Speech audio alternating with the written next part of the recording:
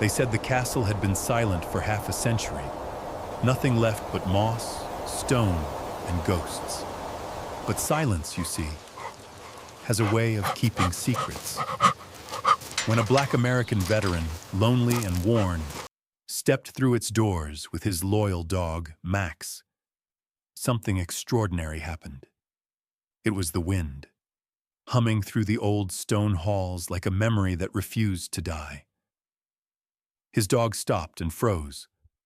The floor trembled softly, and from somewhere deep beneath that ancient hill, something stirred beneath the cold stone.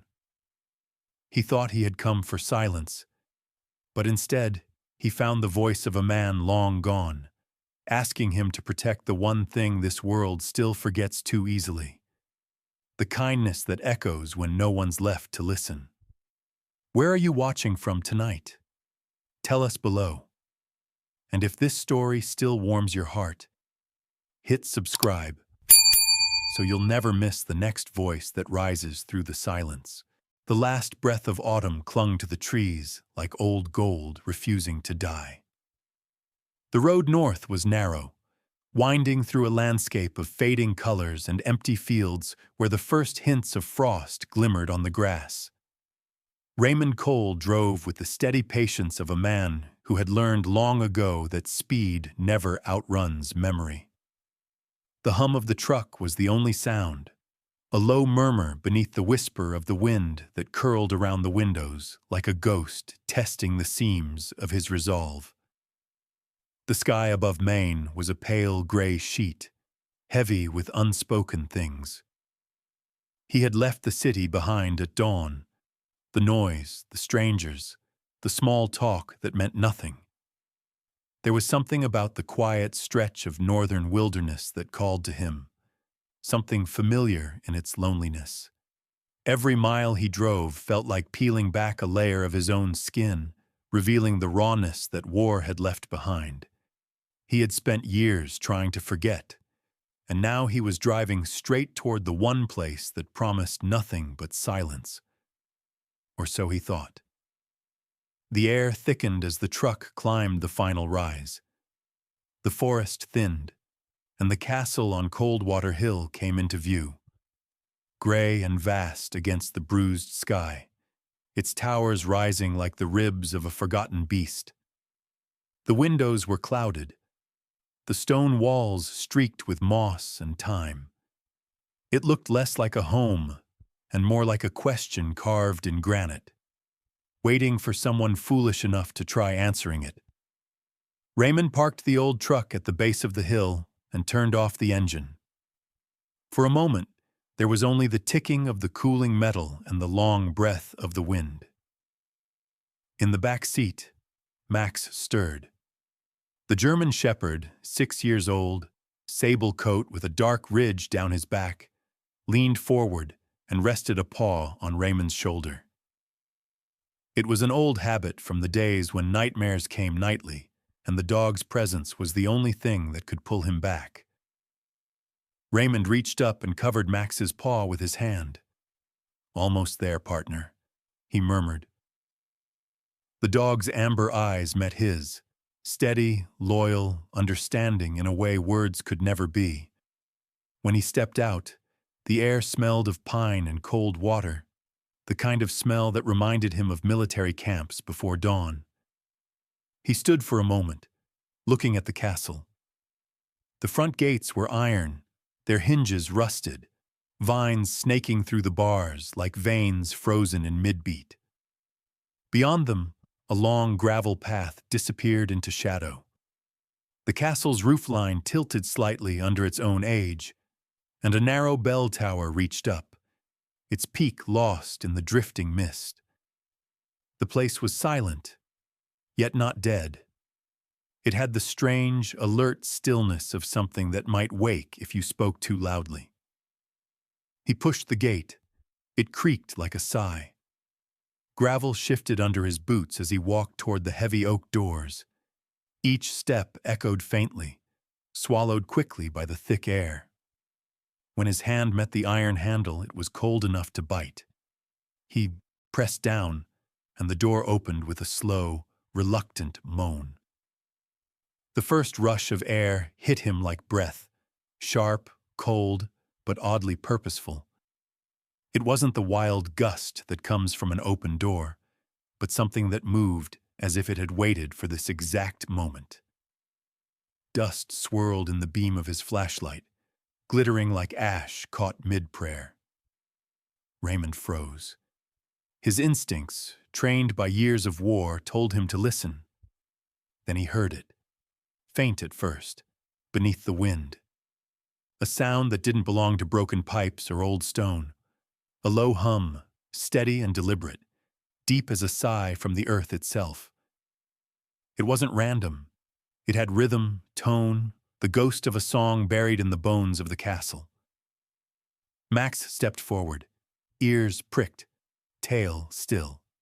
He let out a single growl, not of fear, but of recognition.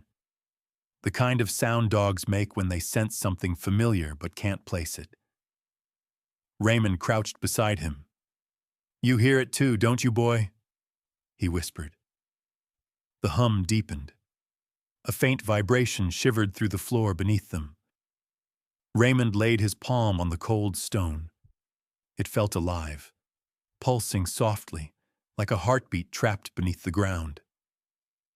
He withdrew his hand slowly, staring at the floor as the sound rose and fell again, a voice without words, ancient and deliberate.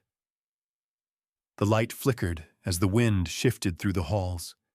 He swept his beam across the room. The grand entrance hall, with its cracked marble tiles, the remnants of tapestries hanging in tatters from the walls, a chandelier above covered in cobwebs.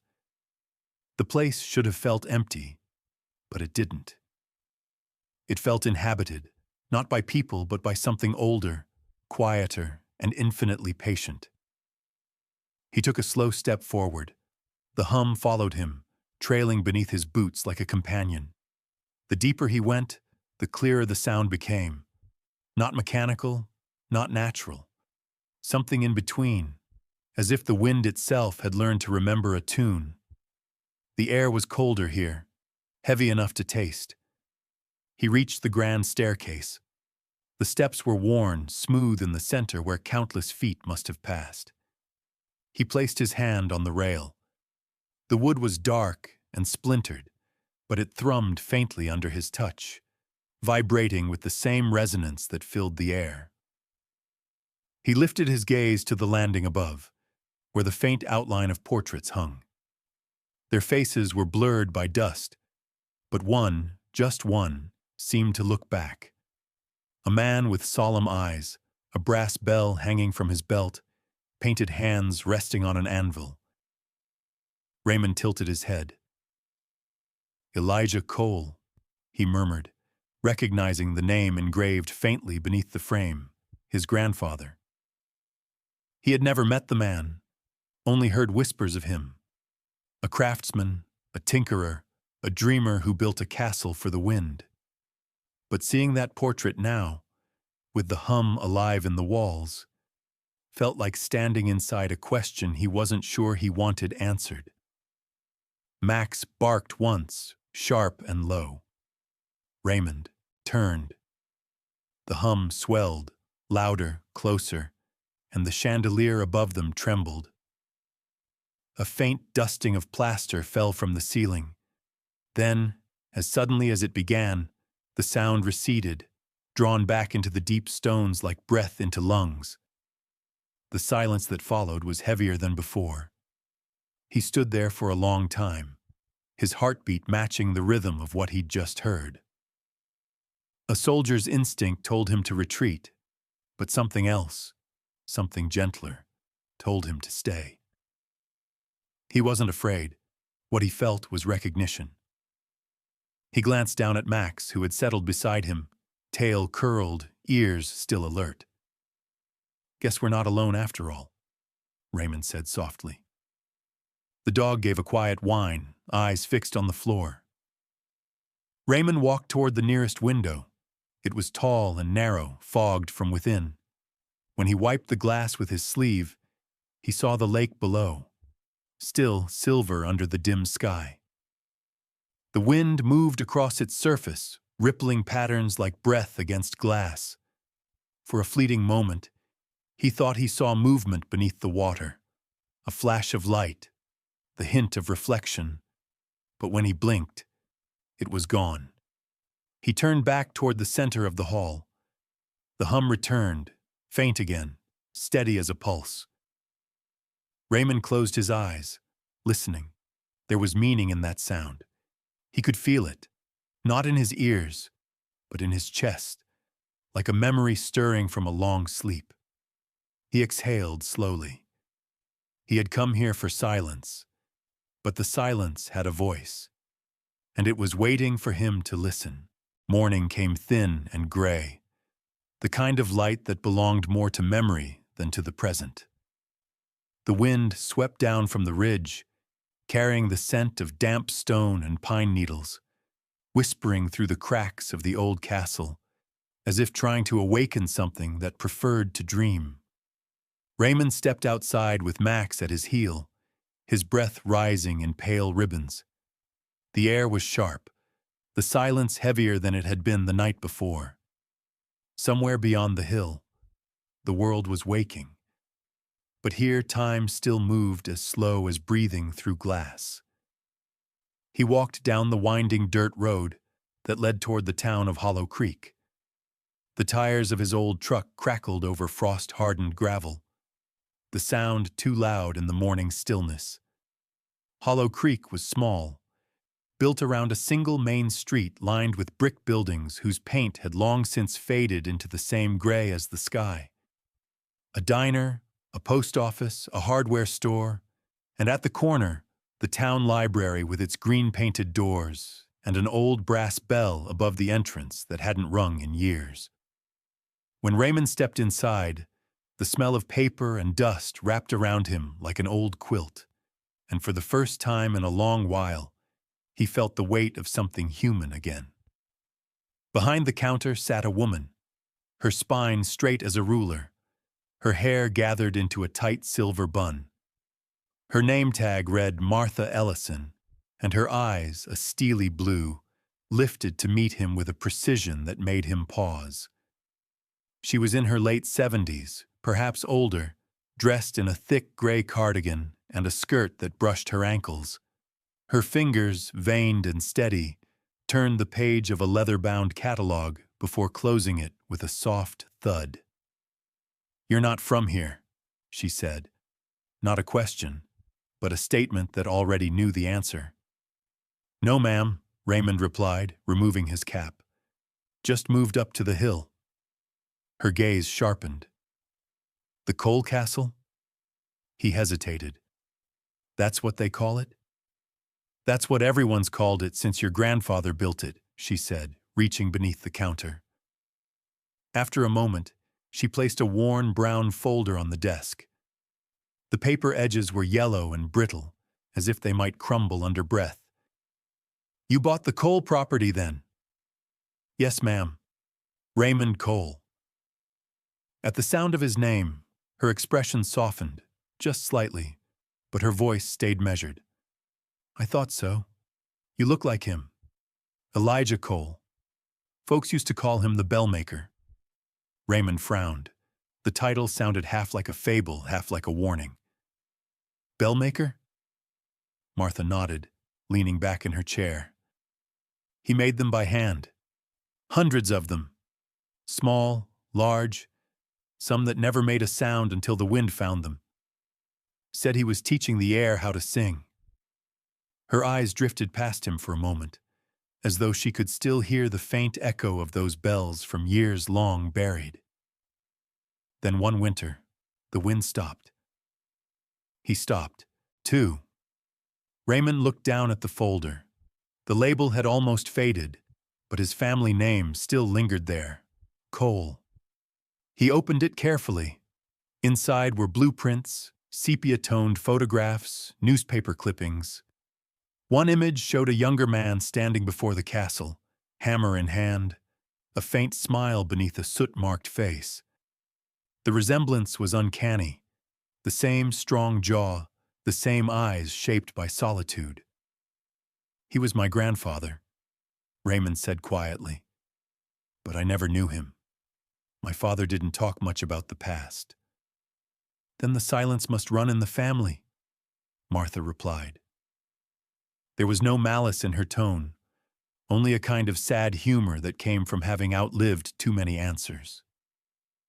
"Some things are built to be heard long after the builder's gone." He closed the folder, feeling its weight in his hands. Why did he build it up there? Her lips pressed thin. Some said he wanted to listen to the wind. Others said he wanted to speak to them. She looked at him again, her eyes narrowing slightly. "You'll hear it too, sooner or later." Raymond blinked. "Hear what?" "The hill," she said simply, turning back to her ledger. "It doesn't stay quiet for long."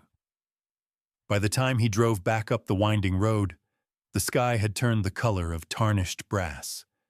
The wind had picked up again, swirling through the trees like restless breath. Max sat alert in the passenger seat, his ears twitching at every whistle of air through the vents. When they reached the castle gates, the iron hinges groaned in greeting, the same low moan that had greeted them the day before. The lanterns in the entryway flickered weakly as he stepped inside, their flames bending toward the open door as though drawn by the cold. Raymond carried the folder to the main hall and placed it on the long wooden table near the hearth. The air smelled faintly of rust and rain. He ran his fingers across the table's surface and felt a groove near the mantel, a faint line in the stone that caught the light differently. When he leaned closer, he saw the edge of something metallic. With a slow breath, he reached for his pocket knife and pried gently until a small brass plate came free from the dust and years. The words were engraved in simple, deliberate script. "When the wind calls, answer kindly." He stared at it for a long moment. The letters shimmered faintly in the lantern glow, and a chill passed through him. Not of fear, but of familiarity, the way one might feel upon hearing a melody from childhood. Max padded over and sniffed the plate, tail lowered, then sat beside him, watching. "Guess he was talking to us," Raymond murmured, his voice barely above the hum of the lantern. Night came quickly over the hill.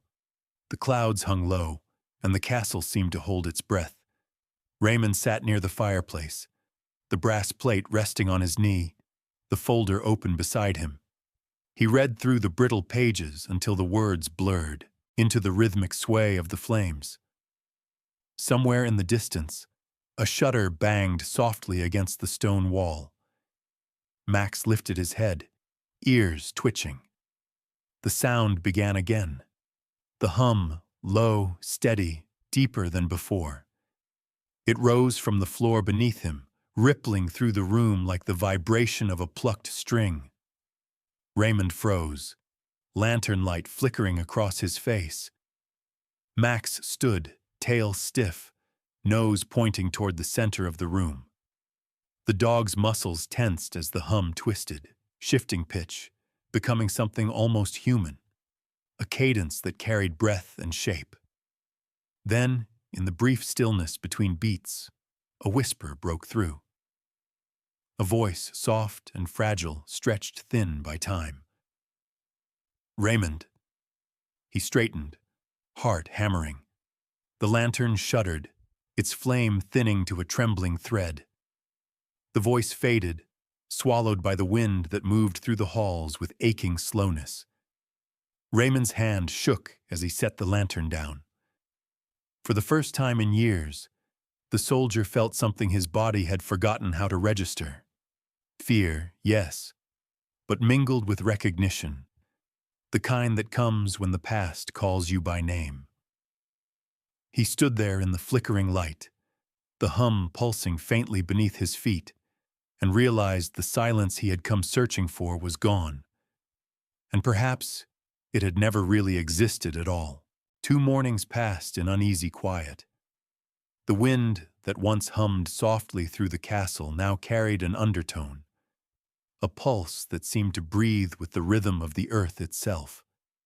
Raymond had begun to recognize it, faint in the walls, deeper near the windows, strongest when the clouds rolled low over Coldwater Hill. That third dawn broke pale and thin, a sheet of mist hanging across the ridge. Max moved restlessly by the door, whining low, his ears twitching toward the lake below. Raymond understood. Whatever it was, the sound, the pull, the memory, it was calling. He took the narrow trail that wound down from the castle to the lake, the air growing colder with each step. The world below was wrapped in silver fog, dense enough that trees appeared only as shapes, tall black silhouettes rising from the mist. The scent of rain mixed with iron drifted on the wind, sharp and metallic. When the trail opened onto the shoreline, Coldwater Lake stretched before him like a sheet of glass bruised by clouds. Somewhere out on that motionless expanse, a faint mechanical hum broke through the silence, blending with the deep vibration he had begun to hear everywhere. Then he saw her, a lone figure crouched near the water's edge, a woman kneeling beside what looked like a broken tangle of metal rods and wires. She wore a dark green field jacket and faded jeans tucked into worn boots. Her hair, a coppery brown, was tied in a loose braid that had come undone at the wind's mercy. When she looked up, the fog shifted enough for him to see her eyes, gray-green, sharp and curious, the kind of eyes that had seen the world in frequencies most people couldn't. "You must be the man who bought the castle," she said, rising slowly, brushing dirt from her knees. Her voice carried a faint accent, New England, softened by travel. "The locals said it hums." Raymond offered a half-smile, the kind that comes from weariness more than humor. "So does grief," he said quietly. The woman blinked, then let out a soft laugh, not mocking, not dismissive, but full of recognition. "Then I suppose we're both listening to ghosts." She extended a hand. "Eleanor Wade, Field Acoustics Research. I study natural resonance, what the earth says when no one else is paying attention." He shook her hand, noting the calluses on her fingers, the ink stains on her thumb. Raymond Cole. Her gaze flicked briefly toward Max, who had stationed himself beside Raymond's leg, muscles taut, nose lifted toward the air. "Beautiful dog," she said. "He can probably hear things I can't." Raymond nodded. "He hears everything, even what I try to ignore." Eleanor crouched again, pointing to the scattered equipment near her boots. "These recorders pick up infrasound, tones below human hearing. I've been tracking a strange resonance under this ridge for weeks. It's not wind, not seismic. It's tuned." He frowned. "Tuned?" "Yes. Natural, but deliberate. Like something or someone shaped it." She glanced toward the hill, where the castle rose faintly through the fog. "The sound aligns perfectly with that point up there. Coldwater Hill acts like an amplifier. Whatever your castle sits on, it's not just rock." Before he could answer, Max's low growl rippled through the silence. His fur bristled along his spine. Raymond followed the dog's gaze toward the tree line. Through the mist, a dark shape glided into view. A black SUV, half hidden among the pines, its engine idling softly. The windows reflected nothing but sky. Eleanor's face tightened. "They're back." "Who?" "Ironvale Mining," she said, her voice dropping. "They've been following my research for months. They believe there's gas or quartz veins under this ridge, something valuable enough to dig for. But I think they've found something they don't understand." Raymond looked from her to the castle above, where the wind was rising again, whispering through the trees like distant speech. You think it's connected to the sound? I think your grandfather knew exactly what was here, she said, her tone steady but wary. And I think he built the castle to protect it. He didn't answer. Instead, he watched the SUV reverse slowly into the fog until it disappeared completely, leaving only the faint echo of tires on wet gravel. The silence that followed was heavier than before. Eleanor began packing her equipment, careful and practiced. I shouldn't be here long. They don't like anyone asking questions about their drilling sites. Raymond glanced toward the water. The surface had begun to ripple, though there was no wind. A faint tone rose from the lake, the same frequency he'd felt in the castle, a deep, harmonic vibration that seemed to breathe through the ground itself. Max whimpered, pressing closer to him. It's the same sound, Raymond said. From the floors, the walls. It's alive. Eleanor hesitated, her expression flickering between awe and caution. If it's what I think it is, it's a resonance system, self-sustaining. Your grandfather might have built something extraordinary. Raymond's eyes narrowed. Or something dangerous. She met his gaze. Sometimes they're the same thing. By nightfall, the mist had thickened again. Raymond returned to the castle under a sky that glowed dimly with reflected stormlight. The air buzzed faintly, as if the atmosphere itself carried an invisible current. Inside, the walls seemed to hold their breath, waiting. He hung his coat, lit the lanterns along the corridor, and poured water into Max's bowl. The dog drank quickly, then lifted his head, ears twitching toward the vaulted ceiling. The hum began again. Not soft this time, strong enough to make the oil in the lantern shiver. Raymond stood still, the hair on his arms rising. The sound rolled through the castle like thunder under the skin of the world, vibrating through stone, wood, and bone alike. Max barked once, sharp and alarmed, before pressing himself against Raymond's leg. The floor trembled beneath them, not violently, but rhythmically, like a slow heartbeat. The walls seemed to breathe. From somewhere below, deep within the foundations, came another sound. Not mechanical, not natural. A long, drawn-out exhale that carried sorrow instead of air. Raymond set down the lantern, his pulse matching the rhythm in the floor.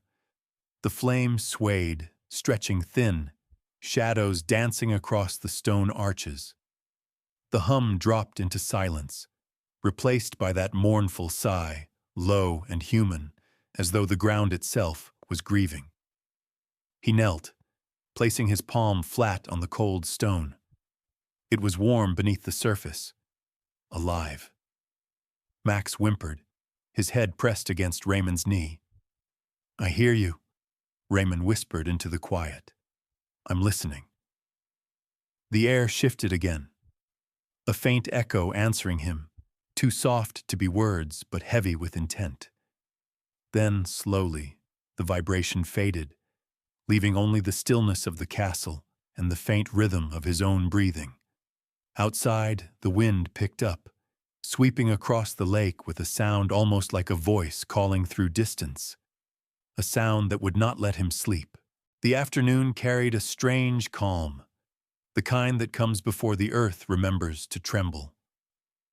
The air outside the castle had gone heavy, muffled as if wrapped in wool, the mist thick enough to turn the trees into faded ghosts.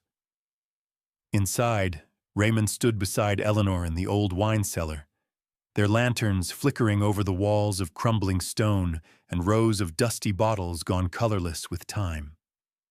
The sound that had haunted the nights seemed strongest here, deep, rhythmic, like the slow heartbeat of something waiting just below their feet. Eleanor ran her palm along the far wall, her fingers tracing the mortar lines until they stopped against a small iron ring half buried in the dust. Here, she said, her breath misting in the cold air. Together they heaved, the stone groaning as the iron trap door lifted. A rush of air burst upward, ancient and sharp, smelling of salt, damp metal, and something faintly electrical. Max barked once, tail stiff, backing away a step before leaning close again, nose twitching at the scent of age and silence. Raymond leaned forward, lantern light spilling into the blackness below. A narrow staircase spiraled downward into the earth, carved directly into the bedrock, its walls slick with condensation. "Your grandfather really built under the hill," Eleanor murmured, her voice reverent and uneasy at once. Raymond only nodded. The hum was louder here, no longer faint, but full, resonant, the low tone vibrating in his ribs like the bass line of the planet itself. They began to descend. The steps were uneven and wet, echoing each footfall into a hollow chorus. The air grew colder with each turn, thick with dust and a faint tang of iron. Max followed behind, his nails clicking on stone, his ears pinned flat. At the bottom, the stairway opened into a round chamber. The ceiling was high and domed, the walls carved with layers of overlapping waves and symbols, circles, stars, and flowers with 7 petals, each line etched with mathematical precision. The floor was covered in fine gray sand, broken only by a brass dial half buried at the center, large enough to fill both hands. It gleamed dully in the lantern light.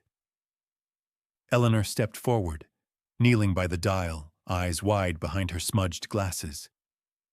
"It's beautiful," she whispered, "and impossible." She brushed the dust away, revealing tiny inscriptions, arcs and numbers engraved in concentric circles. "This isn't just decoration, it's calibration." Raymond frowned. "Calibration for what?" Her voice softened. "It's an acoustic array. The whole chamber is designed to resonate with airflow.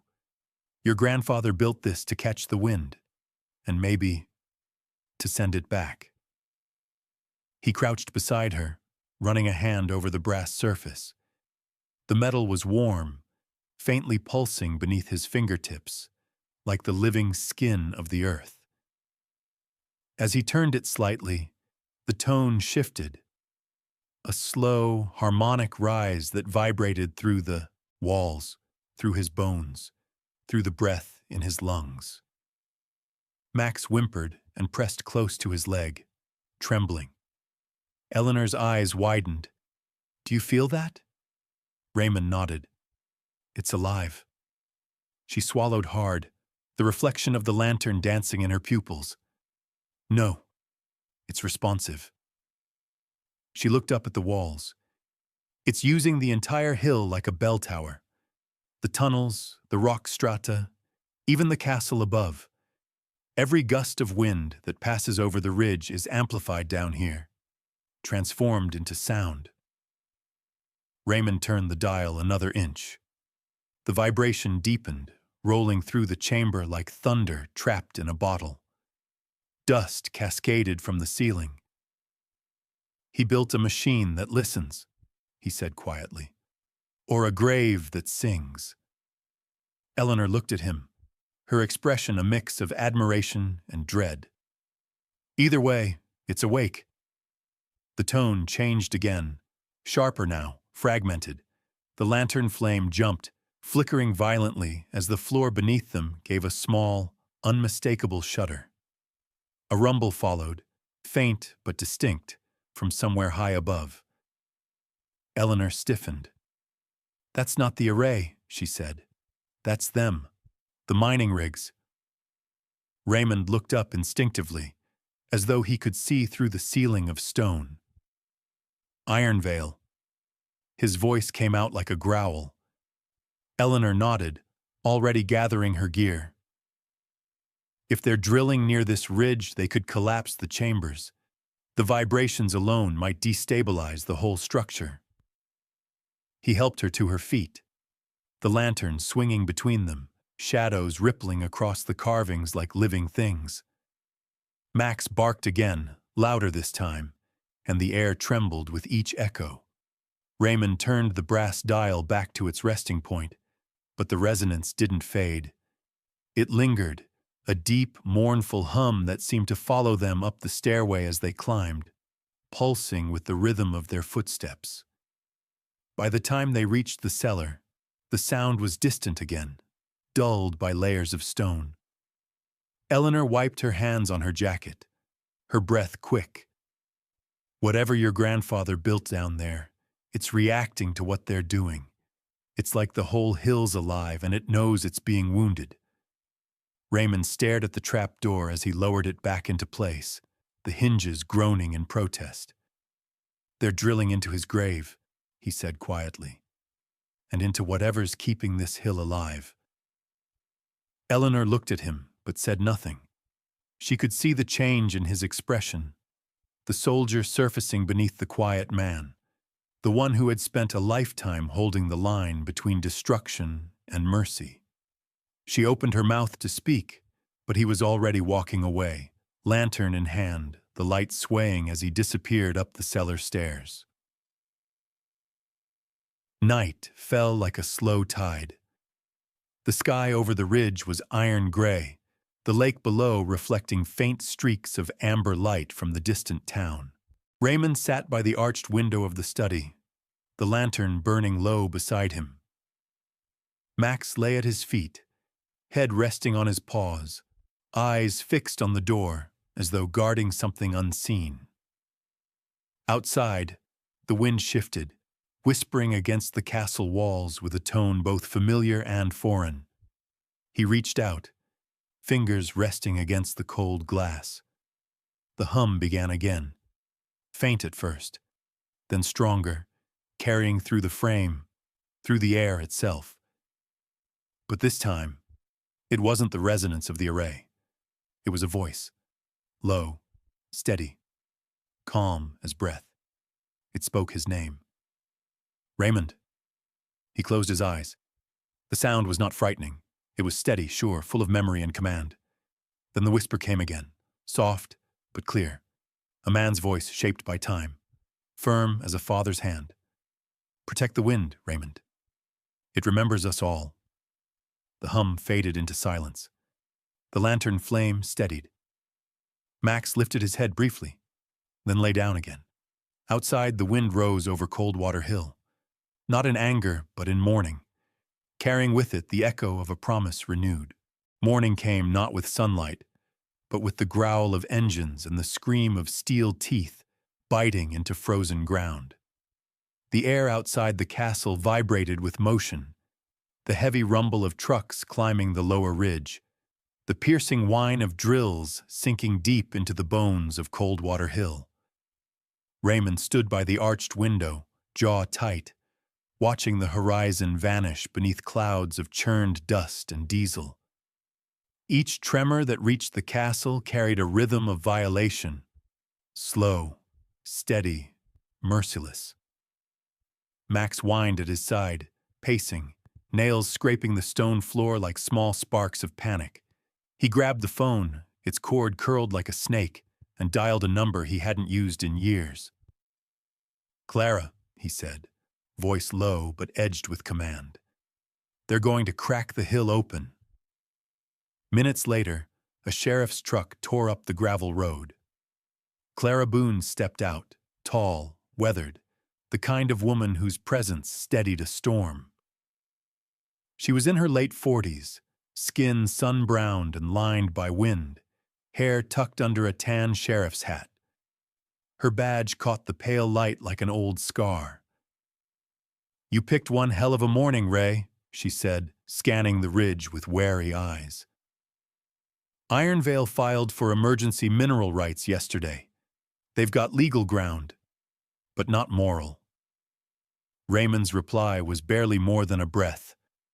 "Moral's all that's left."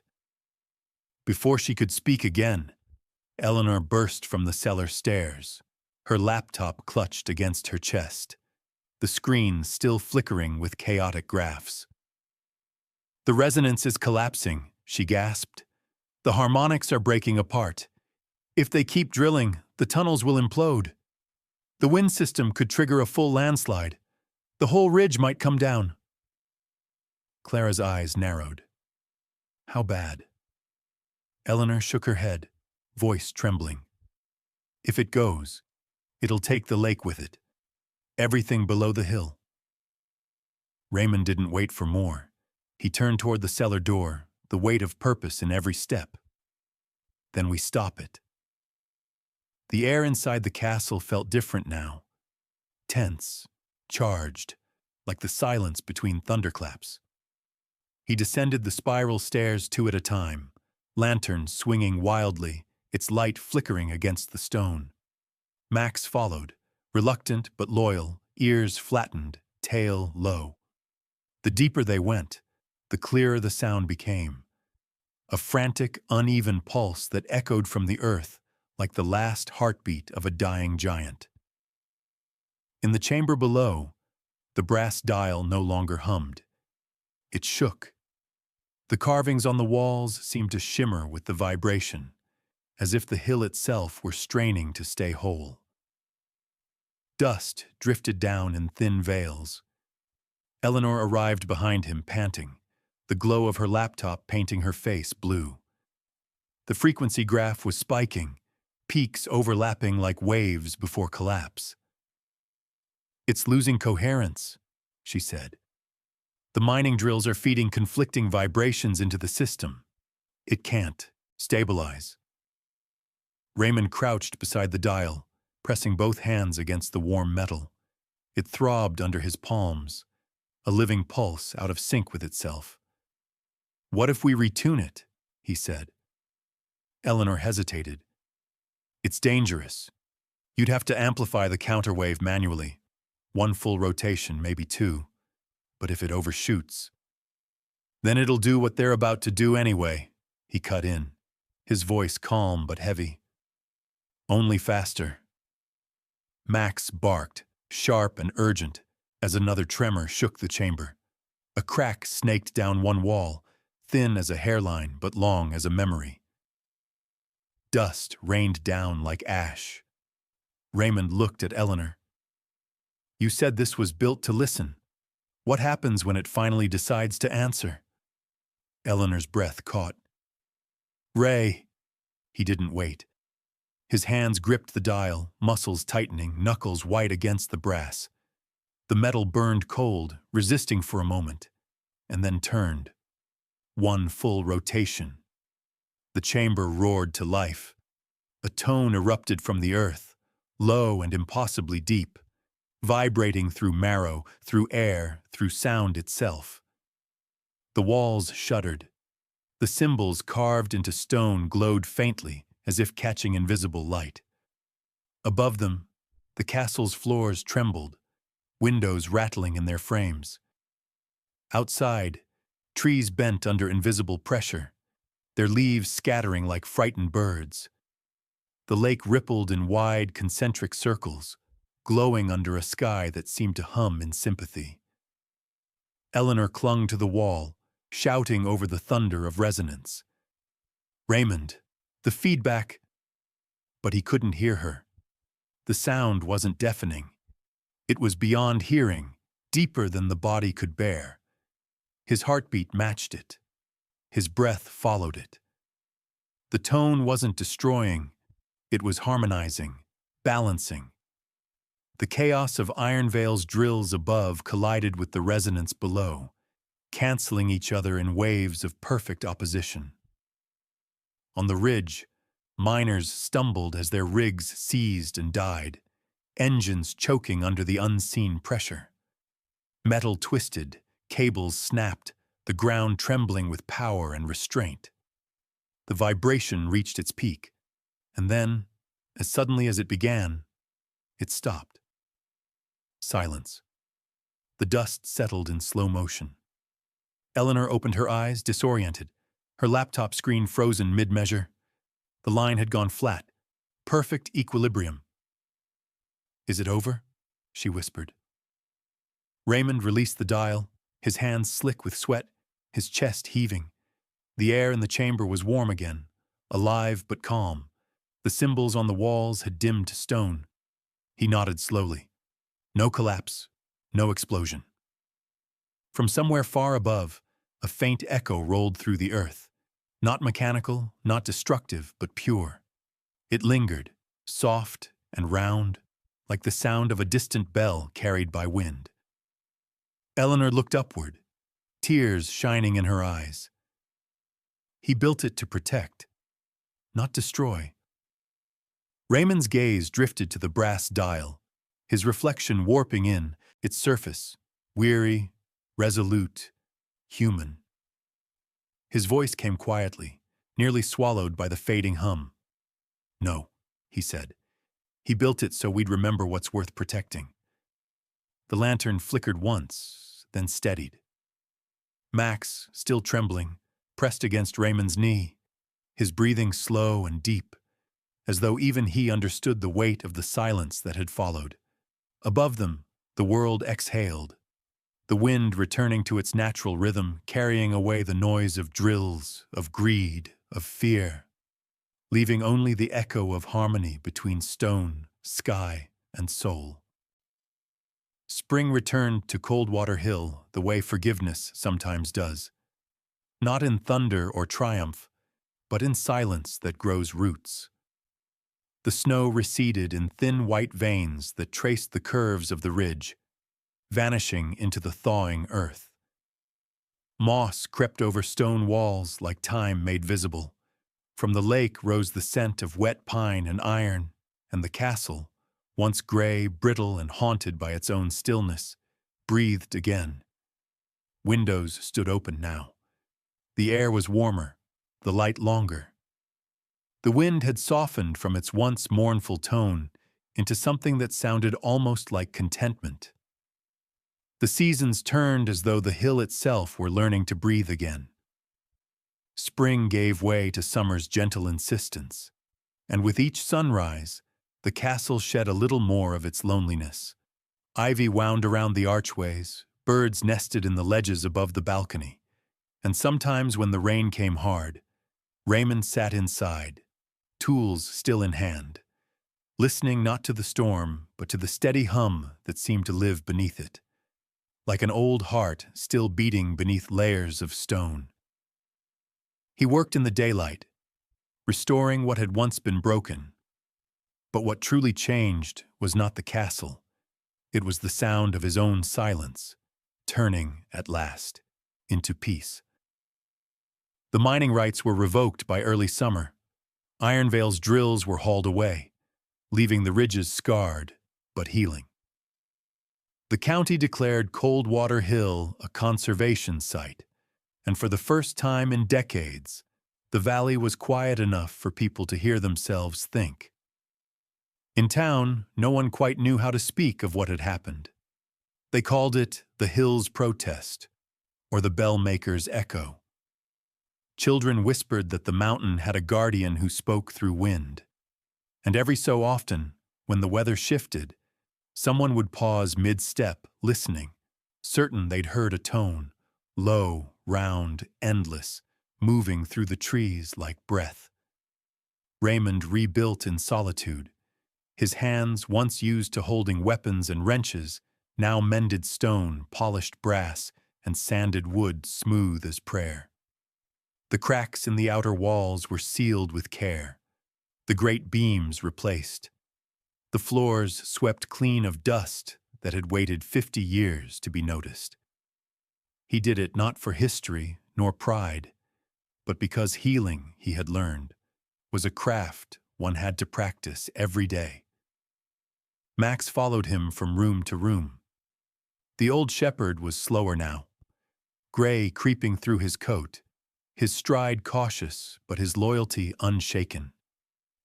Sometimes Raymond caught him standing still in the middle of a newly restored hall, head tilted, as if listening to something beyond human hearing. Raymond would stop too, hand resting lightly on the dog's neck.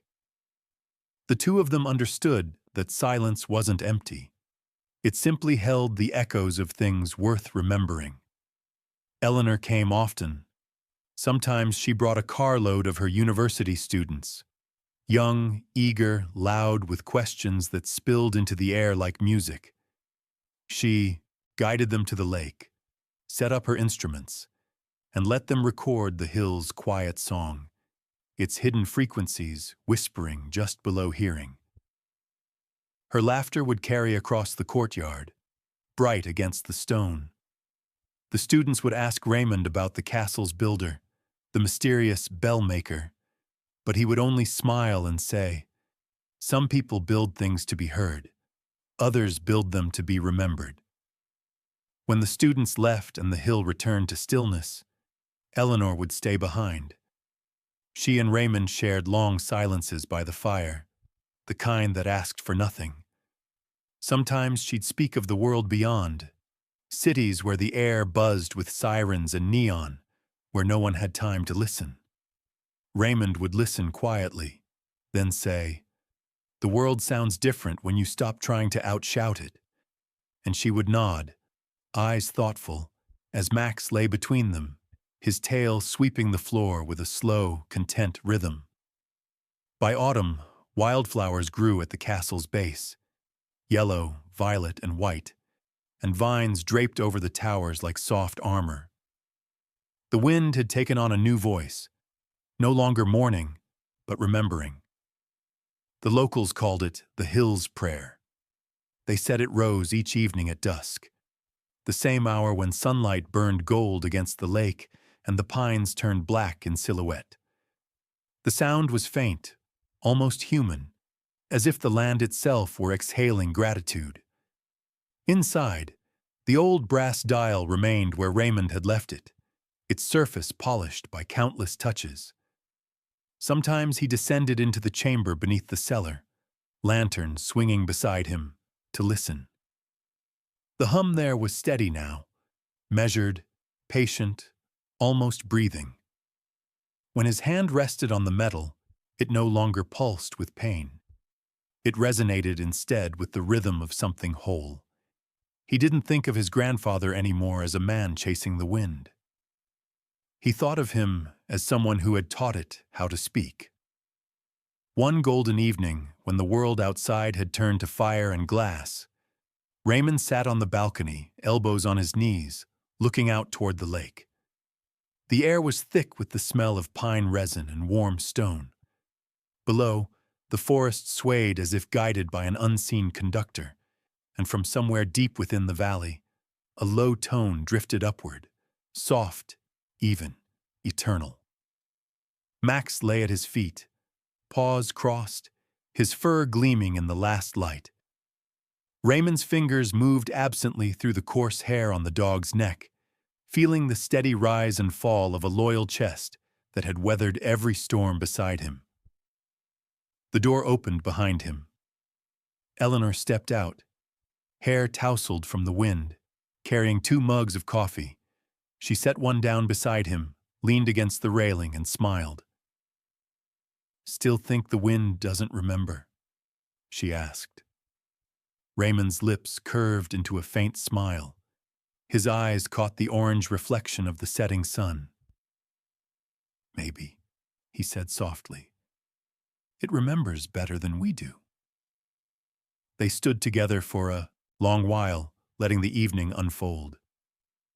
The tone rose again, a single, pure note stretching across the lake, rising into the sky until even the light seemed to pause and listen.